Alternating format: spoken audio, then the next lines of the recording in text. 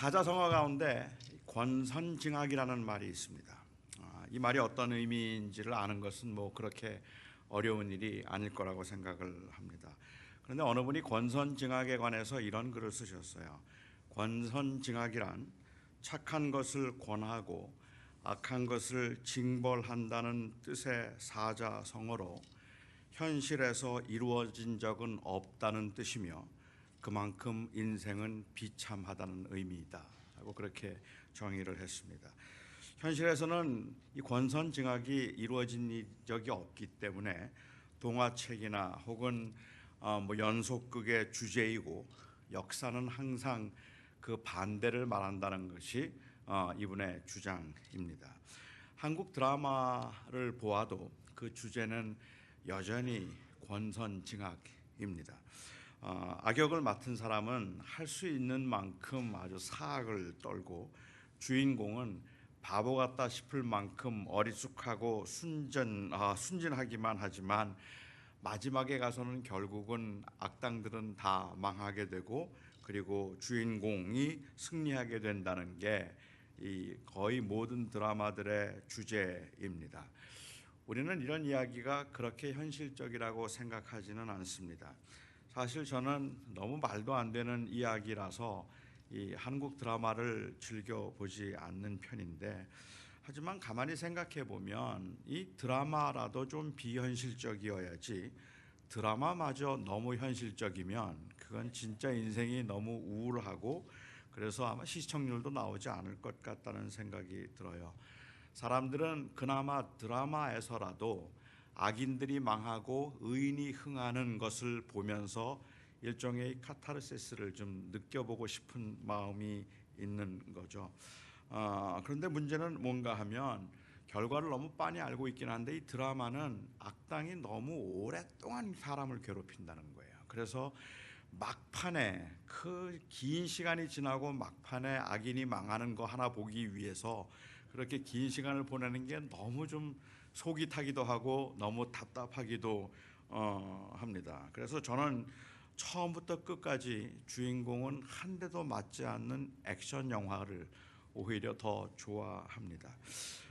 옛날에 혹시 여러분도 기억하시는 분들이 계실지 모르겠다 싶은데 옛날에 이 김홍신 씨가 쓴 인간시장이라는 소설이 있었습니다.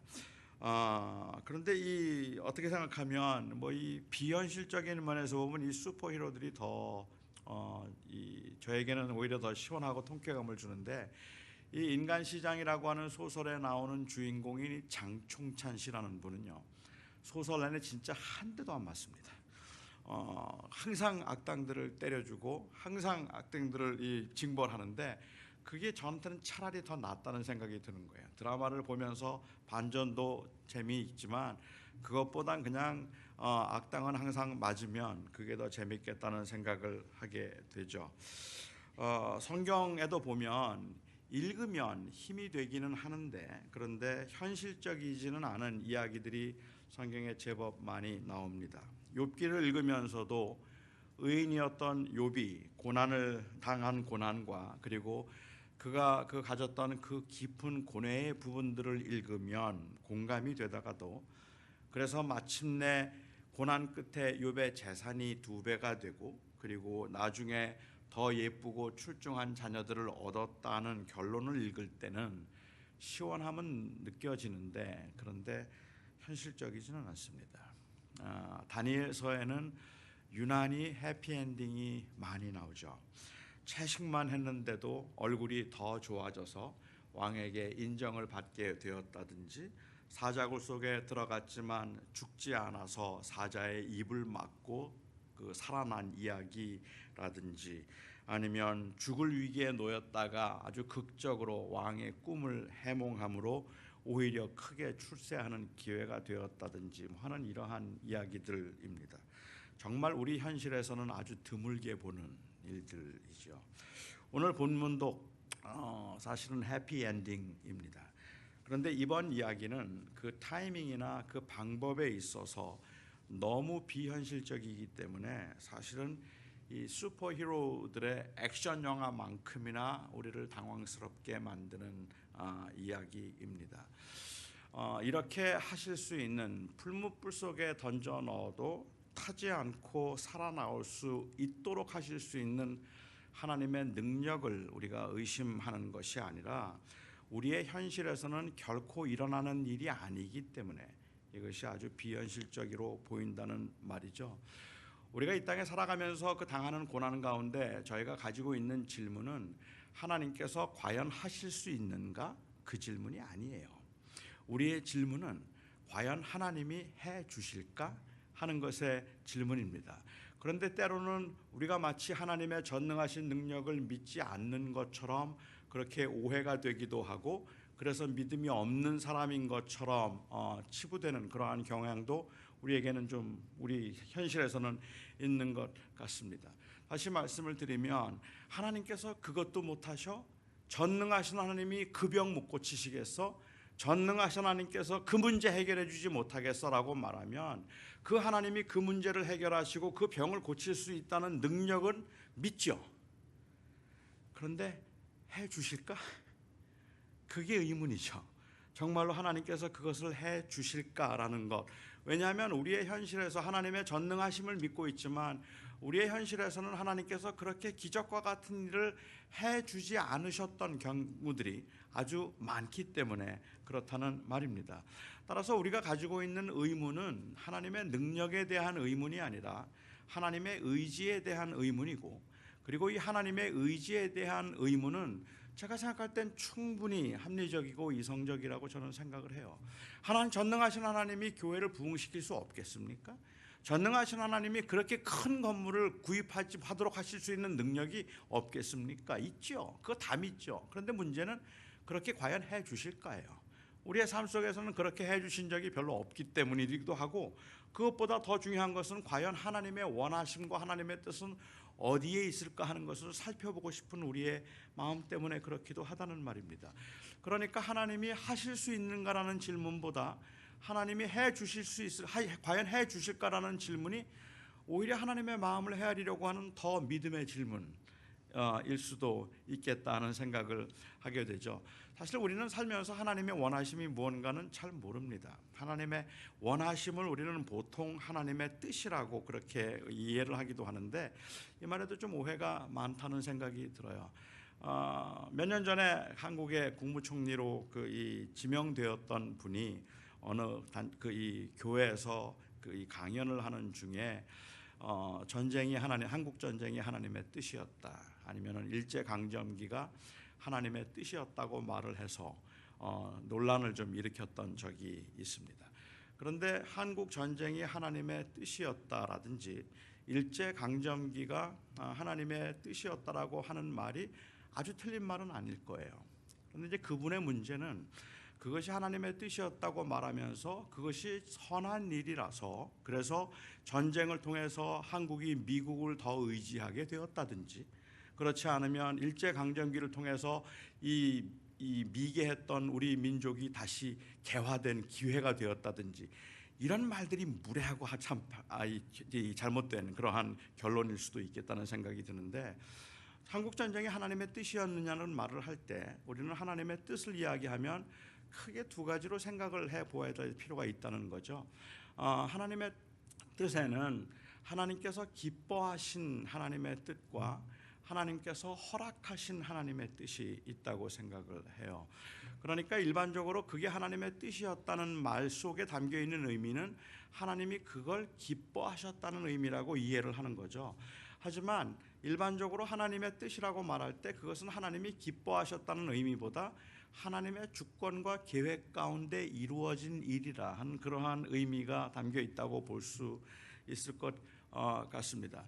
그러니까 모든 일어나는 일들이 하나님의 절대적인 주권과 하나님의 전능하심을 우리가 전제하고 볼 때는 하나님이 모른 채 일어나는 일은 없다는 거예요. 하나님께서 막을 수 없었던 일도 없었다는 거죠. 그건 다 하나님이 하실 수 있는 일이었지만 그 일이 발생했다는 것은 하나님께서 허락하셨다는 의미여야죠. 하지만 허락하셨기 때문에 언제나 하나님이 좋아하셨거나 아니면 기뻐하셨다고 볼 수는 없다는 겁니다.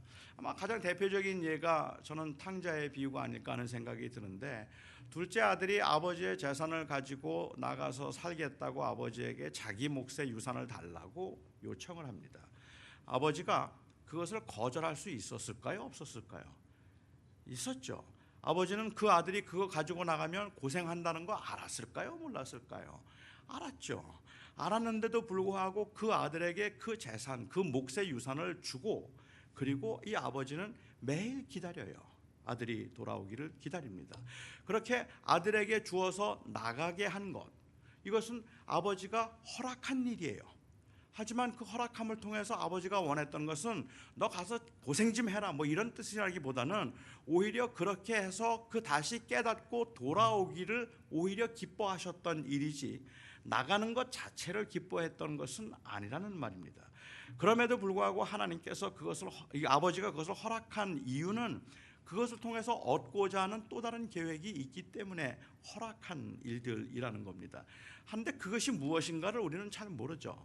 한국 전쟁이 하나님의 절대적인 주권 가운데 일어났겠다라고 우리가 그 절대적인 주권을 인정해서 그렇다고 하더라도 그것을 통해서 하나님이 무엇을 원하셨는지는 아무도 몰라요. 다만 하나님은 안타깝게 허락하신 일들이 있다는 말입니다.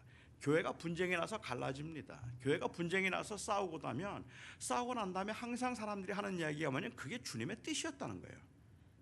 주님의 뜻으로 교회가 갈라졌다라고 이야기를 하죠. 근데 그 말이 많은 분들에게 굉장히 힘든 이유는 뭐냐면, 주님의 뜻이었다는 말 속에 담겨있는 의미는 주님이 좋아하셨다는 말이라고 생각하니까, 아니 교회가 갈라지는 걸 주님이 좋아하실 리가 있겠는가라는 생각을 하죠. 그런데 주님의 뜻이었다는 말은 사실은 주님께서 우리 그것을 허락하셨지만, 허락하셨다 할지라도 돌아온 탕자는 그것을 아버지의 뜻이었으니까는 이건 잘한 일입니다라고 말하는 게 아니라 통곡하며 회개해야 된다는 거예요. 교회가 갈라지고 난 다음에 분쟁으로 사람들의 그 욕심 때문에 갈라졌고, 그리고 또한 그래서 하나님의 마음을 아프게 했다면, 비록 그것을 통해서 하나님의 어떤 계획이 있어서 허락하셨다 할지라도 사실은 그 앞에서는 통곡을 해야 되는 거예요. 우리가 범죄했습니다라고 말하는 게 맞다는 말이죠. 그런데 하나님의 뜻이었습니다라는 말 속에는 잘했다는 말처럼 들리기 때문에 사람들은 그 말이 싫죠. 힘들라고 이렇게 생각을 하는 것 같아요.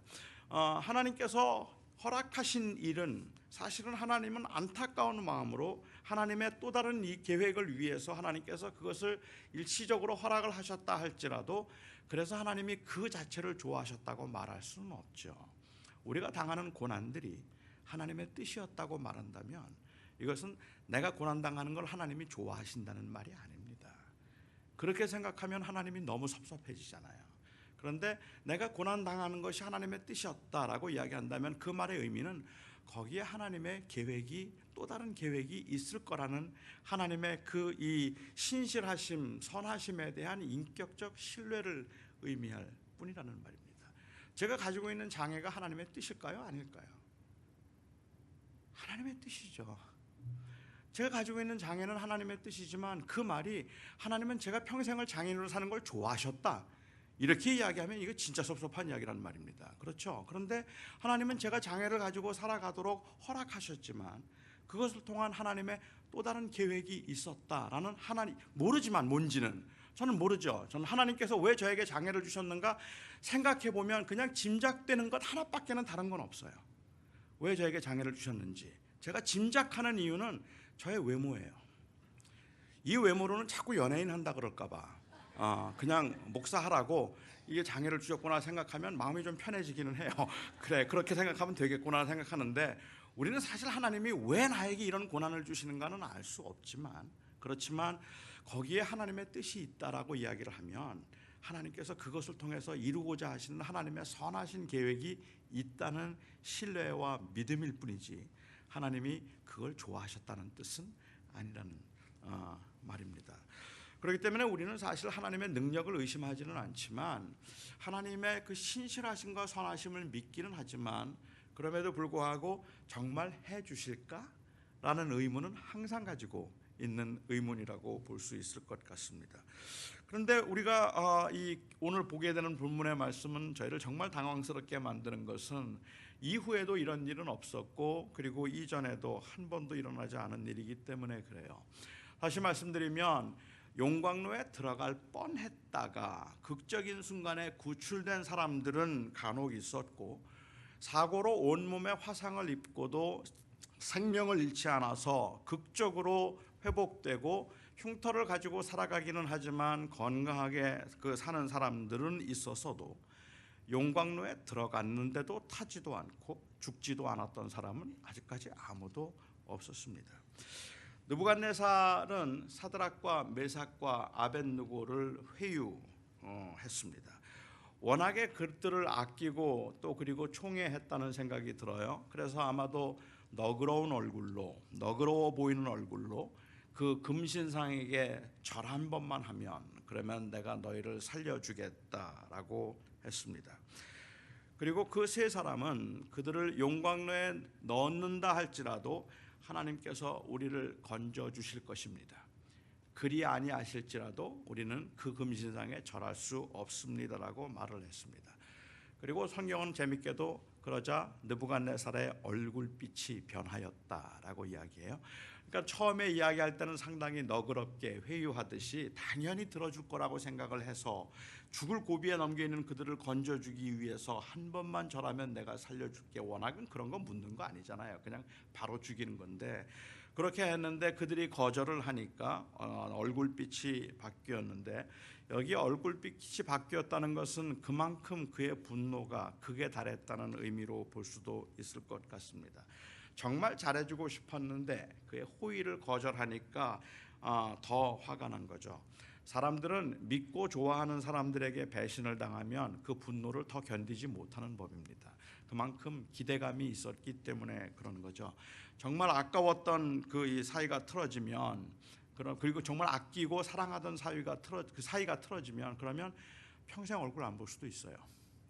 그냥 웬만한 사람이라면 넘어갈 수 있는 일도 사랑하는 사람들 사이에서는 아주 극단적인 그러한 선택을 하는 경우도 생기는 겁니다. 느부갓네살은 그가 사랑했던 만큼 그리고 기대했던 만큼 분노가 극에 달해서, 그래서 용광로의 불을 평소보다 7배나 더 뜨겁게 하고 세 사람을 불 속에 던져 넣으라고 명했습니다. 이미 그 용광로 불은 사람을 죽이기에 충분했을 텐데 더 이상 뜨겁게 하지 않아도 될 텐데 얼마나 화가 났으면, 얼마나 실망했으면 그 불을 7배나 뜨겁게 하라고 했겠습니까? 느부갓네살은 용광로의 불을 7배나 뜨겁게 하는 것이 얼마나 위험한 일인지 알고 있었습니다. 그래서 군인들 중에 힘이 좀 있어 보이는 사람들에게 명하여서 세 사람을 묶어서 용광로에 넣으라고 했습니다. 어차피 불에 타서 죽는다면 큰 차이는 없겠지만 오늘 본문은 재미있게도 겉옷과 속옷과 모자까지 쓴 채로 용광로 속에 들어갔다는 것을 강조해서 말하고 있습니다. 어쩌면 용광로 불보다 더 타오르는 그 느부갓네살의 분노에 군인들이 그들의 옷을 벗길 시간조차 없었다는 의미일 수도 있겠고, 의도적으로 옷을 입혀서 그들을 불 속에 던짐으로 순식간에 불이 그들을 삼키도록 만들었는지도 모릅니다.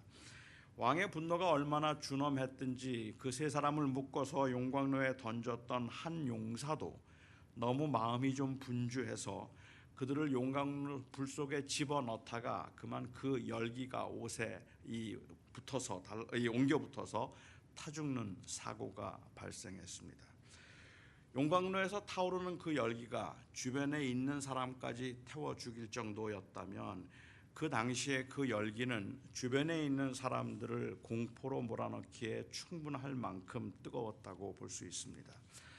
자기를 불 속에 집어넣으려던 사람이 불기운에 이 몸에 불이 붙어서 죽어가는 모습을 보면서 세 사람은 어떤 심정이었을까요? 너희가 절하지 않으면 저 용광로 속에 집어넣을 것이니 능히 너희를 내 손에서 건져낼 그 신이 누구이겠느냐고 했던 그 왕 앞에 확신과 신념으로 왕이 우리를 저 용광로 속에 던지면 우리 하나님께서 우리를 건져 주실 것입니다라고 대답했던 그들이 그 옆에서 사람이 타 죽어가는 모습을 보면서, 단순히 열기 때문에 타 죽어가는 모습을 보면서 여전히 그런 확신을 가질 수 있었을까요? 아무렇지도 않고 정말 하나님이 살려주실 것이니까 괜찮을 거라고 생각했을까요? 느부갓네살은 그들이 가지고 있던 믿음, 그리고 그들이 했던 그 신앙적 고백이 틀렸다는 것을 증명하고 싶었습니다. 그래서 그는 가장 힘센 사람들을 불렀고 용광로를 7배 가장 뜨겁게 달구어서 그들을 용광로 속에 집어 던졌습니다. 곁에 있던 사람들의 죽음을 통해서 죽음은 현실로 다가왔습니다. 이런 상황에서 사람들이 기대할 수 있는 하나님의 능력이 무엇입니까? 이 상황에서 마지막까지 할 수 있는 기도가 무엇이겠습니까? 만일 이 세 사람을 너무 불쌍히 여겨서 그래서 그들을 위해서 기도했다면, 혹은 이 세 사람이 하나님 앞에 믿음의 정조를 지킴으로 그래서 그들이 불 속에 던져지기 전에 안타깝게 생각하며 기도했던 당시 유대인들의 신앙의 유대인들이 있었다면 그들의 기도는 어떤 것이었을까요? 제발 저 용광로 속에 들어가지 않게 해주십시오. 그게 기도 아니었겠습니까? 제발 저 용광로 속에 들어가지 않게 해주십시오. 일단 용광로에 들어가면 그건 끝이라고 생각을 하지 않았겠습니까? 초조함과 간절함으로 하나님의 도우심을 구하는 사람들에게 정말 중요한 것은 타이밍입니다. 간발의 차이로 너무 늦었습니다 하는 그 말을 우리는 참 자주 들었기 때문에 그렇고, 너무 늦으면 아주 기회를 잃어버리거나 아니면 긴 시간 동안을 힘들 것 같기 때문이겠죠. 하나님의 능력과 도우심을 믿지만 죽기 전에 살릴 수 있는 약을 찾아야 할 것 같고, 파산 선고를 하기 전에 어디에선가 도움이 와야 할 것 같고, 비자가 만기되기 전에 이민법이 바뀌어야 할 것 같아서 초조하고 두렵습니다. 2014년 4월 16일 오전에 세월호가 침몰하기 시작했을 때 그 배에 구조되지 않았던 304명의 생존을 위해서 온 국민이 희망을 가지고 초조함으로 기다렸습니다. 우리가 아는 상식대로 하면 그 배가 일단 가라앉으면 물속에 잠기면 아무도 살아날 수 없음을 알았기 때문에 온 국민이 가슴을 졸이면서 제발 그들이 구출되기를 원했던 것은 4월 18일까지 이틀간이었습니다. 물론 그 이후에도 그 배 안에 산소가 공급될 수 있는 길이 있다는 소식을 듣고 국민들은 약간의 희망을 갖기는 했지만, 우리가 가질 수 있었던 희망은 그 배가 완전히 침식되기 전까지입니다. 하나님께서 그들을 살리실 것이라는 믿음이 있었다면 그 믿음은 용광로 속에 던져지기 전까지였습니다. 그런데 그들이 용광로 속에 던져졌습니다. 그 순간 느부갓네살은 자기가 이긴 줄 알았습니다. 역시 그렇습니다. 능력을 행하는 신기한 능력을 행하는 신이라 할지라도 이제는 어쩔 수 없어요. 너희가 절하지 않으면 저 용광로 속에 집어넣을 것이니 능히 너희를 건져낼 신이 누구이겠느냐고 했던 느부갓네살의 그 호언장담이 맞았습니다. 여호와 하나님도 그들을 구할 수 없었습니다. 여호와 하나님은 우리의 파산을 막지 못했고, 우리의 사랑하는 가족의 죽음을 막지 못했고, 여호와 하나님은 우리의 사랑하는 자식의 장애를 막지 못했습니다. 그래서 여러분 중에도 그때 그 사건 때문에, 그리고 그때 그 일 때문에, 그때 그 기회를 놓쳐서 길고 지루한 풀물불 인생을 살기 시작한 분들도 계실 것입니다. 아니, 혹 그때 주님을 향한 마음의 문을 닫은 채 그냥 단순히 또 다른 재앙에 대한 두려움으로 마지못해 억지스럽게라도 그냥 하나님을 섬겨야 할 것 같아서 힘겹게 믿음을 연명하며 사는 분들도 꽤 많이 계십니다. 20년이 지나고 30년이 지났지만 사랑하는 남편을 먼저 데려간 그 사실에 대한 아픔이 너무 커서 하나님의 이 하나님을 사랑하는 자, 그 뜻대로 부르심을 받은 자에게는 모든 것이 합력하여 선을 이룬다는 그 말씀이 자기에게는 가장 아픈 상처가 되는 말씀이라고 고백했던 어느 한 집사님의 이야기를 보아도, 그 집사님의 경우는 그때 그 사고로 그 남편을 데려가지 않으셨더라면, 그러면 좋을 텐데, 그때 하나님께서 데려가시고 그 이후에 자녀들이 좋은 대학을 나오고 그리고 취직을 해서 돈을 잘 벌어요. 그런데 그분은 20년이 지난 지금도 저에게 말씀하시기를, No thank you, 내 남편 돌려주세요. 다 필요 없어요. 그게 합력하여 이루시는 선이 결국은 자식들이 잘 되는 거라면, 그렇다면 내 남편이 더 낫습니다 라는 고백이 그분의 고백이더라고요.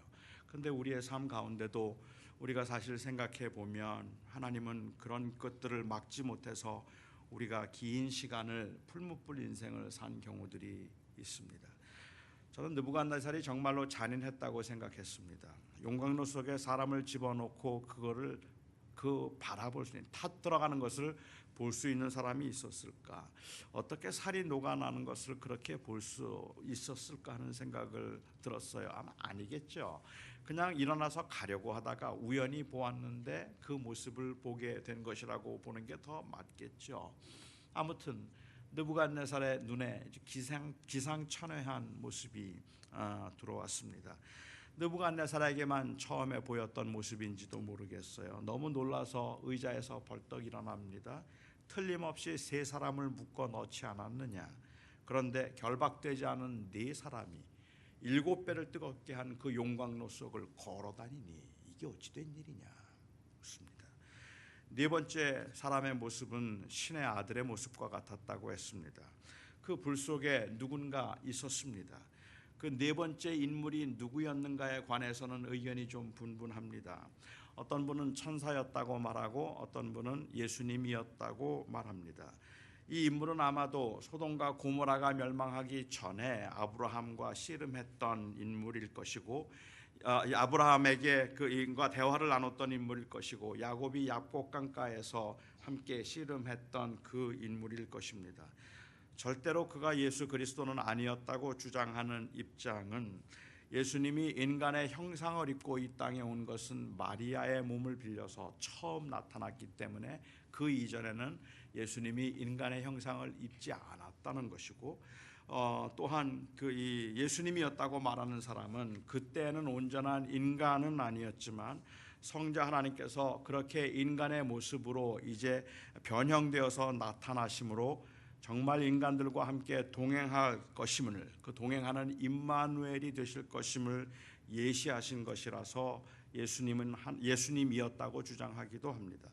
오늘 본문을 보아서는 정확하게 이 인물이 누구였는지는 알 길이 없습니다만, 구약에서 우리가 자주 보았던 그분이라면 그냥 천사라고 보기보다는 성자 하나님께서 아직 완전한 인간이 되지 않으셨음에도 특별한 모습으로 당신을 보여주셨다는 주장은 충분히 설득력이 있다고 저는 생각합니다. 하나님이 거기 계셨습니다. 느부갓네살이 이겼다고 생각하는 그 순간에도 하나님은 거기 계셨습니다. 이사야서 43장 말씀을 기억하십니까? 강을 건널 때 물이 너를 침몰하지 못할 것이며 불을 지날 때 불이 너를 사르지도 못할 것이요 불꽃이 너를 사르지도 못하리라. 왜요? 어떻게요? 내가 너와 함께 하기 때문이다 라고 말씀하셨어요. 불 가운데 지나야 되겠지만, 물속으로 들어가야 되겠지만, 그럼에도 불구하고 불이 너를 사르지 못하면 물이 너를 침몰치 못하게 할 것이니 이는 내가 너와 함께 함이라. 그 임마누엘 때문에 하나님이 지켜주신다는, 불꽃 가운데 함께 하셔서 아무런 희망이 없다 생각하고 너무 늦었다 생각하는 순간에도 그때도 그들을 지켜주겠다 약속하셨습니다. 그런데 이 하나님의 임마누엘은 우리가 생각하는 것과 좀 다르다는 게 문제인 것 같아요. 우리가 너무 늦었다고 생각하는 그 순간에도 사실 하나님은 우리와 함께 계셨습니다. 그러니까 하나님의 임재, 그 하나님의 임재의 끝은 우리가 기대하는 그 끝과 좀 달랐습니다. 우리가 끝났다고 해서 끝난 게 아니고, 우리가 끝났다고 생각하는 그때가 끝난 때가 아니라는 말입니다. 우리는 이제 아주 망했다 생각하는 때가 망한 게 아닙니다. 눈앞에 강이 있으면, 그리고 그 강에 빠지면, 눈앞에 불이 있어서 그 불 속에 들어가면 우리는 끝이라고 생각을 합니다. 그런데 그것은 끝이 아니라는 거예요. 심지어 죽음도 끝이 아닙니다. 하나님의 함께 하심은 고난을 제거함으로 우리에게 보여주시는 것이 아니라 하나님의 약속을 성취함으로 우리들에게 보여주십니다. 특히 예수 그리스도의 오심을 믿고 그 오심으로 영원한 하나님 나라의 소망을 두고 사는 우리들이 예수 그리스도를 통해서 얻은 약속의 증거들이, 이 약속에 대한 증거를 우리는 오직 예수 그리스도를 통해서 얻는다는 말입니다. 사드락과 메삭과 아벳느고가 불 속에서 타지 않는 경험에서 하나님의 임재를 확인한 것이 아니라 인간의 몸을 입고 이 땅에 오셔서 우리와 함께 하신 예수 그리스도를 통해서 우리는 하나님의 약속을 확인하게 된다는 말입니다. 물론 우리는 왜 우리가 불 속에 들어가기 전에 오지 않으셨느냐고 섭섭해하고 원망하지만 하나님은 친히 그 불 속에 계셨습니다. 그리고 그 몸으로 온전히 우리를 감싸셨습니다. 이것이 바로 임마누엘입니다. 하나님의 동행은 고난을 없애거나 고난이 없어서 하나님의 임재가 보여지는 것이 아니라 고난 중에도 우리와 함께 하셔서 하나님의 임재를 보여주시는데 이 하나님은 끝까지 우리와 함께 하신다는 것입니다. 비록 우리는 도움을 얻지 못해서 용광로 속에 던져진 것 같은 그러한 상황에서도 하나님께서 우리가 생각하는데 너무 늦었다고 생각하는 그 상황에서도 하나님은 결코 우리를 놓지 않으시는데 심지어는 죽음의 순간까지도 하나님은 우리를 놓지 않으신다는 말입니다. 우리는 이 세상에 살면서 자꾸만 좀 강해지고 싶어하는 경향이 좀 있습니다. 이 세상이 너무 험하기 때문에 그렇기도 하고 또 이 험한 세상에서 우리가 약하면 안 된다는 생각을 하기 때문에 그렇기도 하겠다 싶은 생각이 들어요. 이번에 주제가 믿음의 진보를 나타내라라고 이렇게 주제를 정했는데 믿음의 진보 혹은 믿음의 성숙함을 이야기하면 여러분들은 어떤 생각이 떠오르십니까? 여러분들이 아직까지 믿음이 좀 부족하다는 생각이 들지 않아요? 내가 좀 너무 부족해서 내 믿음이 조금 더 자랐으면 좋겠다고 생각하고 그리고 그 믿음의 진보가 좀 있었으면 좋겠는데 왜 항상 그 자리일까라는 생각을 하게 됩니다. 그런데 믿음의 진보를 원하거나 아니면 믿음이 자라기를 바라는 그 마음 자체가 때로는 굉장히 위험할 수 있다고 저는 생각을 합니다. 여러분들이 뭐 보시는 것처럼 저는 생후 8개월부터 장애인으로 살았습니다. 제가 장애인이기 때문에 소아마비 장애를 가지고 평생을 살면서 저는 장애인이기 때문에 제 마음속에 가지고 있는 그 무의식 중에라도 제가 가지고 있던 생각은 저는 좀 강해야 된다는 생각이었습니다. 아니 강해야 된다는 생각이 아니라 강하게 보여야 된다는 강박이 굉장히 강했습니다. 약하면 무시당할 것 같았기 때문에 그렇습니다. 학교를 20분 걸어 다녔어요. 중학교, 고등학교를 20분 동안 걸어 다니는 그 거리를 다니면서 저는 제가 큰 길로 갔던 기억이 별로 없어요. 제가 큰 길로 갈 수 없었던 이유는 큰 길로 가면 친구들이 자꾸 와서 가방 들어준다 그래요. 가방 들어줄까 하는데 그 말이 왜 그렇게 싫습니까? 너무 싫어요. 이것은 내가 그에게 이미 벌써 약함을 보였고 약함을 보였다는 것은 내가 졌다는 생각이 들기 때문에 그 수치스러움과 창피함 때문에 저는 누가 가방 들어준다는 말을 듣기가 싫어서 돌아다니는 거죠. 사람이 안 다니는 뒷길로만 다니려고 했던 그런 때도 있었고 그리고 또한 뭐 넘어진다든지 그래서 제 약함이 아주 공공연히 드러날 때가 되면 그게 너무 부끄러운데 누가 와서 일으켜준다든지 손을 내미는 게 너무 싫은 거예요. 그냥 날 내버려 뒀으면 좋겠는데 왜 자꾸만 그걸 나를 도와주려고 할까? 그 도움을 받는다는 것 자체가 저의 약함을 의미하는 것 같았기 때문에 저는 어릴 적부터 내가 강하게 보여야 되고 강해야 된다는 생각을 굉장히 많이 했던 것 같습니다. 제가 강할 수 있는 외적인 조건은 다른 건 아무것도 없는 거예요. 하나 그냥 외모? 뭐 이것 말고는 뭐 제가 강할 수 있는 어떤 외적인 조건이 따로 있는 건 아니니까 그런 상황에서 공부를 하든지 아니면 뭔가 열심히 살려고 애를 쓰는 것, 운동을 하는 것, 이 모든 것들이 강해지려는 노력이었다면 제가 고등학교 2학년 때 주님께서 저에게 깨닫게 하시고 저로 하여금 다시 알게 제 생각을 완전히 바꾸어 주셨던 그 계기가 있었는데 저는 그렇기 때문에 제가 예수를 믿고 목사가 되겠다고 헌신한 고등학교 2학년 때부터 시작해서 대학교 2학년까지 4년 동안 하루도 빼놓지 않고 제가 했던 기도는 하나님 제 다리 좀 고쳐주십시오 하는 기도였습니다. 제가 다리를 고쳐달라는 기도는 이거는 어떻게 보면 하나님의 뜻, 나라를 위해서 정당한 기도라고 저는 생각을 했기 때문입니다. 하나님 제 다리 좀 고쳐주십시오. 저 좋은 목사 되겠습니다. 훌륭한 목사가 되어서 복음을 만방에 전하는 사람 될 테니까 거기에 거침이 되고 있는 육체에 가신 저의 다리를 좀 고쳐주십시오. 그게 저의 기도였어요. 4년 동안 하루도 빼놓지 않고 했던 기도. 그런데 어떤 계기에 하나님께서는 저로 하여금 깨닫게 해주시고 저로 하여금 그 기도를 멈추게 하셨습니다. 그때 꼭 긴 스토리이긴 하지만 그래서 내가 말씀을 드릴 수는 없지만 그 사건을 통해서 주님께서 저에게 하셨던 말씀은 난 널 고쳐주지 않겠다는 거였어요. 저는 계속해서 하나님 절 좀 강하게 해주세요. 제가 흔들리지 않는 믿음을 가지고 제가 정말 강건하게 담대하게 하나님의 사역을 감당할 수 있도록 하나님 절 좀 강하게 해주세요 하는 것이 저의 기도였고 그리고 저의 바람이었다면 하나님께서 저에게 깨닫게 해주신 것은 난 널 강하게 해주지 않겠다는 거예요. I'm not going to make you strong. 그게 주님이 저에게 깨닫게 하십니다. But I will be your strength. 나는 너를 강하게 하지 않을 거야. 하지만 내가 너의 강함이 되어주겠다.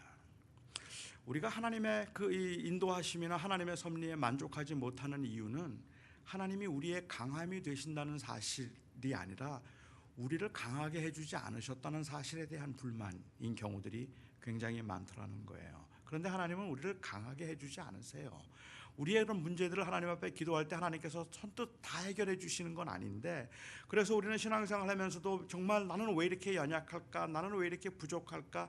여전히 기도하려면 다른 생각들이 들고 여전히 하나님 앞에 순수하게 살자고 하지만 욕심이 마음속에 있는데 이것과 치열하게 싸우는데도 불구하고 나는 이제 욕심의 문제 해결되었다. 돈의 문제 해결되었다. 나는 이제 정말로 모든 게 편안하고 행복하다고 말하는 것이 순간순간 다가오기는 하지만 거의 대부분의 시간들은 그런 것보다는 왜 이렇게 힘들까? 왜 이렇게 안 될까라는 생각이 더 강하다는 말입니다. 근데 제가 믿음 생활을 하면서 40여 년 동안을 정말 하나님 앞에 열심히 살려고 애를 썼는데 변하지가 않아요. 별로 크게 달라지지 않고 여전히 욕심과 여전히 교만을 떨고 있고 40년 전 고등학생 때 눈물을 흘리면서 하나님 앞에 제가 교만하다고 교만의 죄를 회개했는데 40년이 지난 지금도 제게는 교만이 제일 큰 죄예요. 안 변하는 것 같아요. 그런데 저는 진짜 성숙이 뭘까를 생각해 보면 저의 끊임없는 반복되는 실패 가운데 경험한 것이겠지만 제가 기대하는 것은 하나님 저는 이제 됐습니다. 저는 괜찮습니다. I am okay. 그러니까 그렇게 하는 것이 성숙이라고 생각했고 하나님 저는 이제 흔들리지 않습니다. 저는 주님 섬김에 아무 문제 없습니다. 저 김 집사님 좀 도와주세요. 저기 박 장로님이 힘드는 것 같은데 저분 좀 도와주세요. 저는 걱정하지 않으셔도 됩니다. 이게 성숙이라고 생각했는데 진정한 성숙은 이 독립이 아니라 절대 의존이더라고요. 그러니까 하나님 없이는 못 살겠습니다. 주의 도우심 없이는 한순간도 못 삽니다.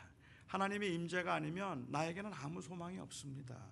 그 고백이 어쩌면 우리에게는 그 더 성숙한 고백일지도 모르겠다고 생각하는데 우리는 우리가 살아가면서 그것보다 하나님 저를 좀 도와주셔서 그 문제 좀 해결해 주시고 거기에서 저를 좀 풀어주시고 그리고 저에게 능력을 좀 주셔서 제가 알아서 좀 편안하게 잘 살 수 있게 좀 해주세요. 그게 그러한 그 상태의 지경에 이르는 것이 마치 신앙의 성숙이고 성공한 신앙인의 모습인 것처럼 생각을 한다는 말이죠. 물론 압니다. 제가 이렇게 말씀을 드려도 여러분들은 답답하실 겁니다.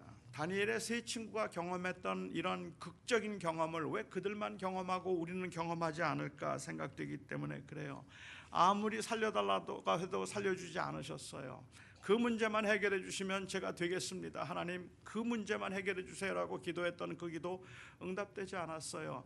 하나님 그때 그 교회를 좀 지켜주십시오라고 그렇게 간절하게 기도했는데 그 기도는 거룩한 기도라고 생각했는데 그런데도 불구하고 그 기도조차 하나님께서는 들어주지 않으셨어요.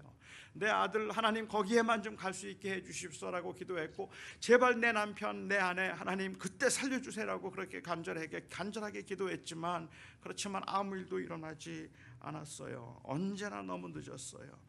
왜 우리에게는 이런 극적인 경험들이 없을까요? 왜 사드락과 메삭과 아벳노에게 보여주셨던 그 능력을 하나님이 우리에게는 보여주지 않으시는 걸까요? 어떻게 하면 나도 하나님의 기적을 경험하면서 내 앞에 모든 문제들이 조금 늦었다 싶었어도 극적으로 풀려나는 것을 보면서 고민과 그리고 문제가 해결되는 것을 경험할 수 있을까요? 이것들을 가지고 고민하고 답답해하던 저에게 정말로 큰 위로가 되었던 말씀, 어쩌면 이 사드락과 메삭과 아벳느고의 사건을 조금 더 바르게 이해할 수 있도록 도움을 준 말씀은 바로 이 사건에 대해서 언급하고 있다고 생각되는 히브리서 11장이었습니다. 32절부터인데요. 제가 한번 보도록 하죠. 좀 길기는 하지만 한번 읽어보겠습니다. 내가 무슨 말을 더하리요? 기드온, 바락, 삼손, 입다, 다윗 및 사무엘과 선지자들의 일을 말하려면 내게 시간이 부족하리로다. 그들은 믿음으로 나라들을 이기기도 하며 의를 행하기도 하며 약속을 받기도 하며 사자들의 입을 막기도 하며 다니엘 얘기 같아요. 불의 세력을 멸하기도 하며 사드락과 메삭과의 아벳느고 이야기 같아요. 칼들을 피하기도 하며 연약한 가운데서 강하게 되기도 하며 전쟁에 용감하게 되어 이방 사람들의 진을 물리치기도 하며 여자들은 자기의 죽은 아들을 부활로 받아들이기도 하며 또 어떤 이들은 더 좋은 부활을 얻고자 하여 심한 고문을 받되 구차히 풀려나기를 원하지 아니하였으며 36절 계속 볼까요? 원하지 아니하였으며 35절까지만 했나요? 그 다음이 중요한데 또 어떤 이들은 조롱과 채찍질뿐 아니라 결박과 옥에 갇히는 시련도 받았으며 돌로 치는 것과 톱으로 켜는 것과 시험과 칼로 죽임을 당하고 양과 염소의 가죽을 입고 유리하여 궁핍과 환난과 학대를 받았으니 이런 사람은 세상이 감당치 못하느니라. 그들이 광야와 산과 토굴에 유리하였느니라.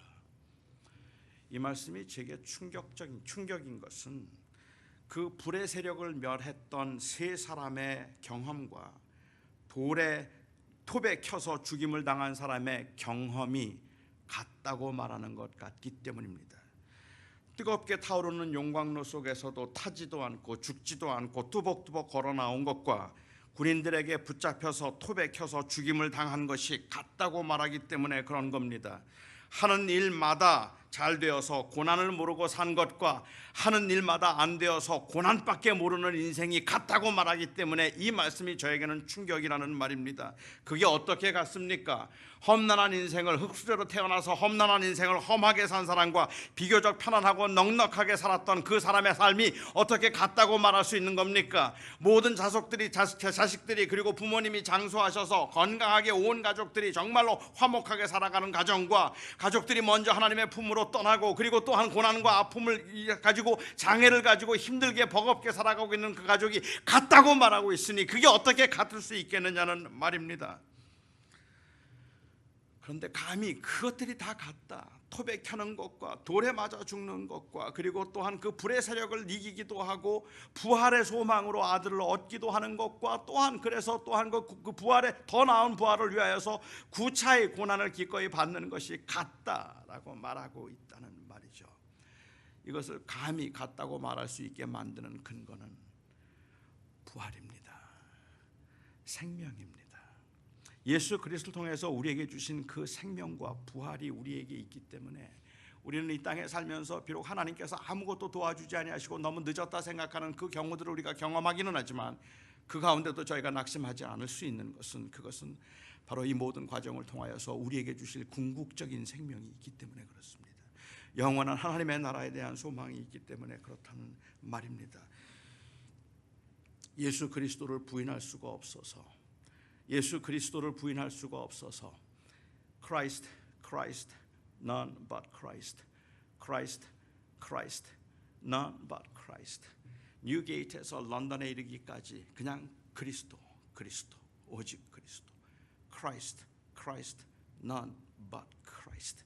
그리고 마침내 이 나무단 위에 올려져서 묶인 채 나무단 위에 올려져서 불이 붙어서 온 몸이 타들어가는 그 마지막 호흡 순간까지 Christ, none but Christ를 외쳤던 이 존 브래드포드와 용광로 속에서 건짐을 받았던 사드락과 메삭과 아벳느고가 똑같습니다. 부활 때문에, 우리에게 주신 그 생명 때문에.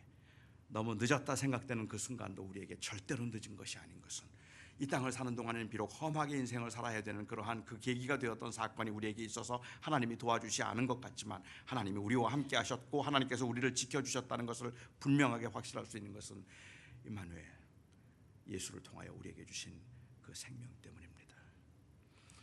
이 땅에 사는 동안에 정말로 화려하고 크고 그리고 걱정 고민 없는 거대한 아주 큰 대형 교회 목사로, 그야말로 모든 사람들에게 인정을 받는 그 목회, 사람들이 성공했다고 하는 그 목회를 한 사람과 20명 30명을 모아놓고 수십 년 동안을 고난 가운데서 정말 치열하게 어떻게 먹고 살아야 되는 걸 걱정하며 살았던 그 사람의 생애가 감히 하나님 앞에 똑같다고 말할 수 있게 만드는 그 근거는 생명입니다.